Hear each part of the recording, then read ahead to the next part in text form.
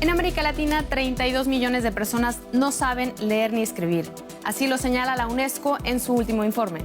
¿Cuánto talento está desperdiciando la región y qué hace América Latina para cambiar eso? Bienvenidos a Deutsche Welle, yo soy Ofelia Harms, con esta edición especial sobre los desafíos y problemas, pero también los avances en alfabetización en América Latina. Visitamos varios países de la región para encontrar respuestas. Estuvimos en una escuela para mujeres indígenas en México, uno de los grupos tradicionalmente más marginados en la sociedad. En Argentina, uno de los países que cuenta con los mejores índices de alfabetización de la región, conocimos a una mujer que aprendió a escribir con casi 70 años de edad. Y explicamos qué cosas se hicieron bien en los programas de alfabetización en la Venezuela de la crisis.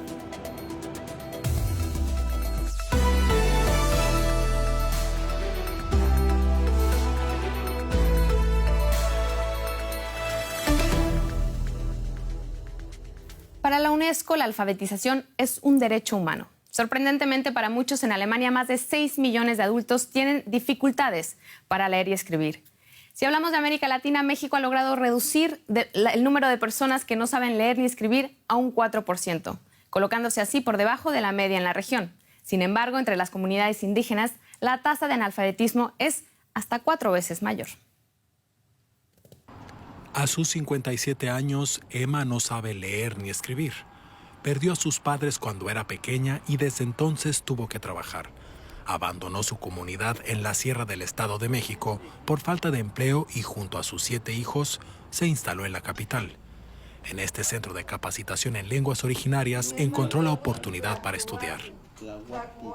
Importante para que voy a salir, así voy a ver como los camiones, a dónde va ahí, voy a ver los metros, todo así es lo que me gusta aprender eso, voy a hacer mi nombre. México registra alrededor de 3,7 millones de personas analfabetas sobre una población de unos 120 millones. Una cuarta parte son hablantes de lenguas originarias, sobre todo en los estados con mayor población indígena como Chiapas, Oaxaca y Guerrero, donde el analfabetismo supera el 15%. Una desigualdad que se acentúa en el caso de las mujeres, como nos cuenta Amelia, quien llegó de Oaxaca a Ciudad de México a los 15 años. En la ciudad de Oaxaca prácticamente las mujeres no tenemos derecho a la escuela. Si estudiamos es hasta primaria y los que podemos seguimos la secundaria, pero por cuestiones económicas no tuve la oportunidad de estudiar. En mi comunidad no hay escuelas. Ahí las mujeres nacemos, nos educan para tener un marido, para tener hijos. 4 de cada 10 mujeres indígenas no sabe leer ni escribir. Entre los hombres son 2 de cada 10. El gobierno mexicano prestó servicios de alfabetización a unas 70,000 personas en lo que va del año. Sin embargo, el coordinador de este curso, Javier Félix, considera los esfuerzos insuficientes. No hay gran avance en este sentido y lo más grave, creo yo, es que si se alfabetiza, ahí se queda. No hay una continuidad con respecto a los estudios.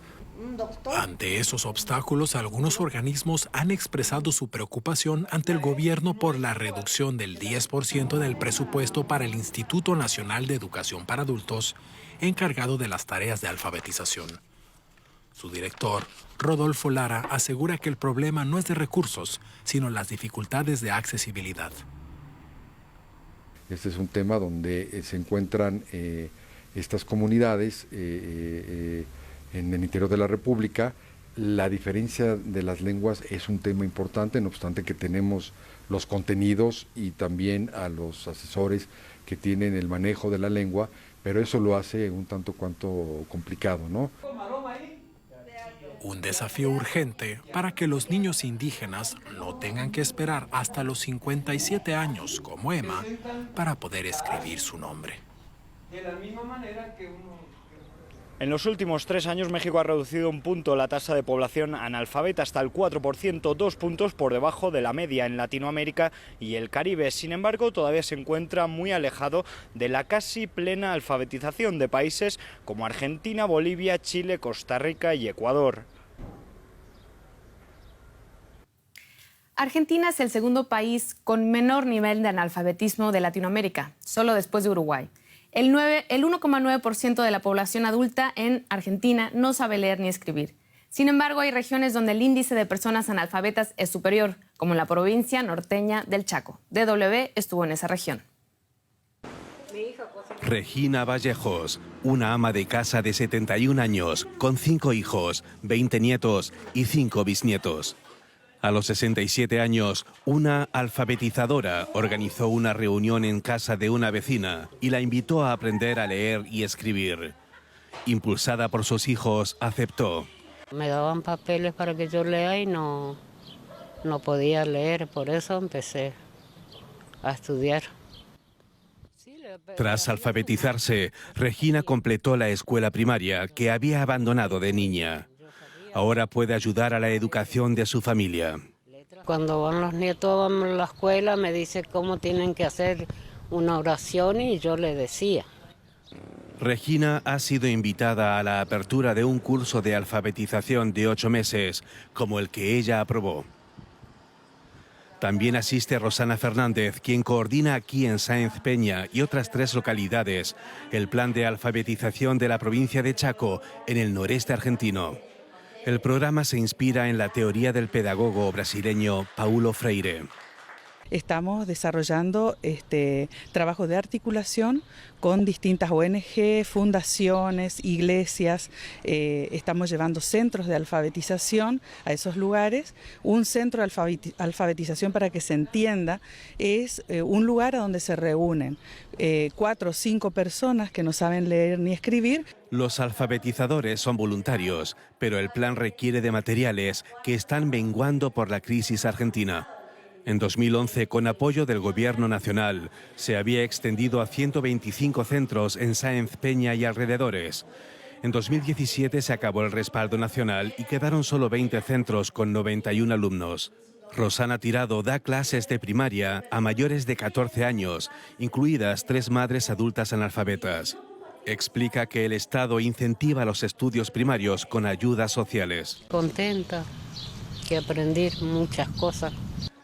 En una Argentina donde el 99% de los niños en edad de escuela primaria asiste al colegio, aún queda trabajo por hacer entre los más pobres.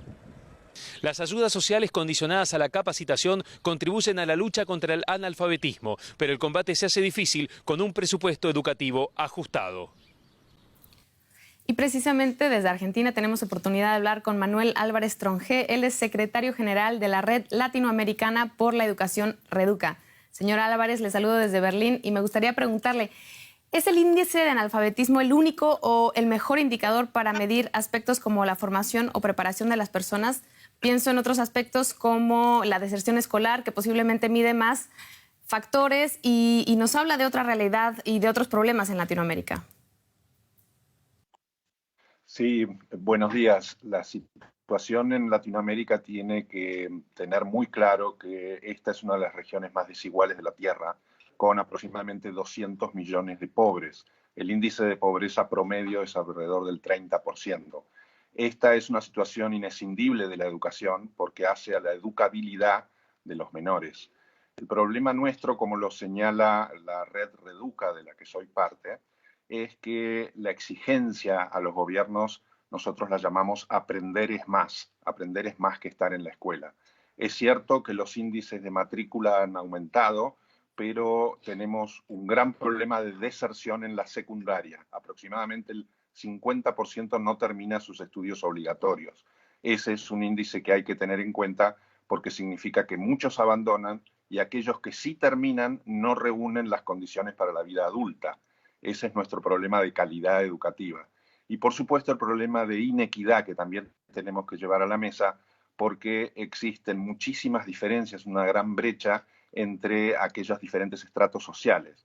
Los estratos sociales más bajos no ven en la educación un igualador. Ese es uno de nuestros principales problemas. Hablando de esta brecha, señor Trongé, ¿podemos decir que América Latina es muy distinta a otras regiones en el mundo? ¿Es aquí extremadamente grande esta brecha? Bueno, la región latinoamericana es muy amplia, es distinta de acuerdo a los países que la componen. Hay algunos avances quizá en el Cono Sur. Chile se ha destacado en algunas de las materias y los resultados de las pruebas estandarizadas, pero le diría que la realidad de desigualdad es muy similar. Los países más grandes como Brasil y México tienen enormes desafíos y enormes desigualdades, también lo tiene Argentina, con lo cual enfrentamos un problema común y esta red Reeduca pretende incidir en los gobiernos para que esto sea un tema de prioridad nacional. Muchas leyes establecen esta prioridad, pero no se está llevando a la práctica, esa es nuestra exigencia. ¿Qué ha dado resultado en el programa que usted preside? ¿Qué puede decirse se generaliza en toda la región? ¿Qué se puede hacer en todos los países? Sabemos que cada uno es muy distinto, pero ¿qué les ha dado sobre todo resultado a ustedes? En realidad la llave que nosotros insistimos y que puede ser la que nos iguale es la formación docente. Nosotros estamos trabajando en el fortalecer estas capacidades de los docentes porque sabemos que cuando hay un director líder y una buena comunidad de docentes, los aprendizajes mejoran. Evidentemente, esta no es solo el único instrumento, hay una serie de cambios que estamos reclamando y que tienen que ver también con la educación del siglo XXI y las nuevas habilidades que la tecnología nos va a permitir poder cubrir esta brecha de una forma más veloz. También estamos reclamando el cumplimiento de presupuestos, no solo en cuanto a los números, aproximadamente el promedio es un 6% de PBI, con la excepción de Brasil, que tiene una ley que lo va a llevar al 10% del PBI, pero además en el uso eficiente de esos recursos, con docentes más preparados, con aulas de mejor infraestructura, de mayor tecnología, creemos que vamos a tener resultados, digamos, en forma con bastante celeridad. Diría entonces que no basta con invertir en educación nada más, sino que debe ser una inversión más integral de los gobiernos, la que se debe hacer para también asegurar que los niños puedan irse de manera segura a la escuela, este tipo de cosas que también la inseguridad es un gran tema en nuestra región. Sí, es así y de vuelta volviendo al punto anterior, los países y las situaciones son muy distintas. Tenemos una crisis de seguridad en Centroamérica especialmente, donde existen amenazas muchas veces para las familias, los alumnos en ir a tal o cual escuela. Tenemos problemas inclusive de circunstancias políticas que hacen que la educación también esté amenazada. Situaciones como las de Venezuela, donde muchos de los alumnos de este territorio se trasladan a Colombia. Pero la verdad es que es cierto que esto es una serie de decisiones integrales que hay que tomar para mejorar los aprendizajes de los niños y tiene mucho que ver también con poner al niño en el centro. Digamos que la educación enfoque al aprendizaje. Entonces nuestro reclamo es que las trayectorias escolares se cumplan y que el aprendizaje apunte al centro del alumno. Señor Manuel Álvarez Tronje, muchísimas gracias por atendernos. Según la UNESCO, un país es declarado libre de analfabetismo cuando el índice se encuentra por debajo del 4% de su población. Venezuela logró ese objetivo en 2005 tras la implementación de un programa especial durante los gobiernos de Hugo Chávez. Y aunque las llamadas misiones educativas del Estado continúan funcionando, las organizaciones civiles afirman que con la crisis ya no se logran alcanzar las metas. Hace 16 años, Venezuela implementaba la misión Robinson con el objetivo de erradicar el analfabetismo en el país, una meta que la UNESCO dio por lograda en 2005. Leini Hernández fue una de las beneficiadas. Se pudo graduar de bachiller gracias al programa educativo implementado bajo el mandato de Hugo Chávez. Con título en mano, Leini consiguió un mejor trabajo. Una experiencia muy gratificadora porque aprendí muchísimas cosas. En Venezuela existen desde mediados del siglo pasado programas sociales para aprender a leer y escribir, pero ninguno logró el éxito y el alcance del plan aplicado por el chavismo.